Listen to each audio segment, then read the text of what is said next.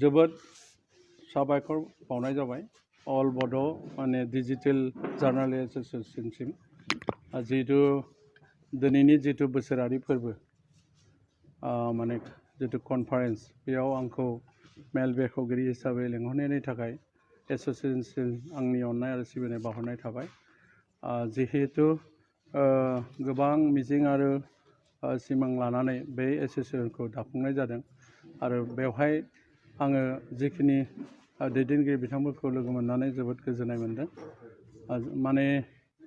जिहेतु जोंनि अनुस्थान प्रतिष्ठाननि लोगोसे जीवन दैदेननायनिफ्राय बा बायदि बिथिंखौ माहारि दाफांनायनिफ्राय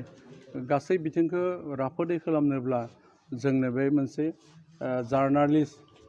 माने आयदाखौबो नांगौ बे बिथिंखौबो नांगौ मानोना गोबां राजखान्थि बिथिंजों माने माखासे माहारियारियानो जा जियानो जा माने क्रास डाउन खालामनायनि लेभेलाव थायो बेनिखायनो नैबेबादि लाइनजोंबो जार्नालिस्ट लाइनजोंबो जोङो जोंनि माखासे माने अनुस्थान प्रतिष्ठानानो जा माखासे आफादफोरखौनो जा माने दैखांनो हायो बेनि थाखाय बेबो मोनसे मोजां बिथिं होननानै बुंनो हायो आंनि बुजिनायाव आरो जिहेतु जोंनि अल बड' जितु डिजिटेल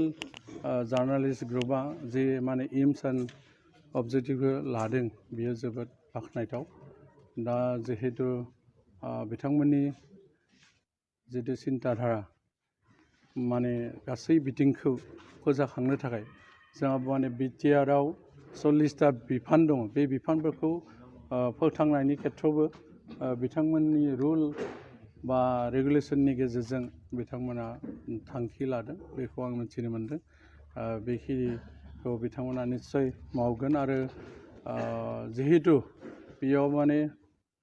सैथोथिखौ लानानै माबायदि राहाजों थाङोब्ला जों गोजौ थाखोआव दावखोलांनो हागोन दा बे खामानिखौनो बिथांमोनाबो